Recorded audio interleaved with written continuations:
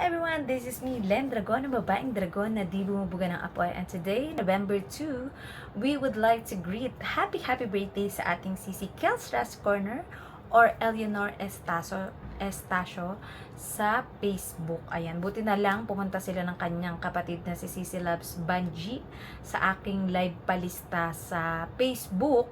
Ayan, dahil sa pasensya na si Silab sa sobrang dami na iniisip and maraming ginagawa. Nakalimutan kong gumawa ng pagbati. But anyway, hindi pa naman huli ang lahat. Ayan, and I'm sure na happy ka naman. And I think your happiness is visiting your husband that is already in the arms of the Lord sa cemetery. So, ayan.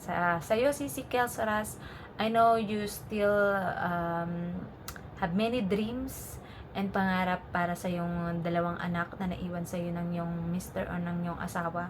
Basta ang like ko lang mai-advise sa iyo and masasabi is always magpakatatag ka lang because kailangan ka ng mga anak mo. Kaya palakihin mo sila na maayos, maging mga mabuting mga bata.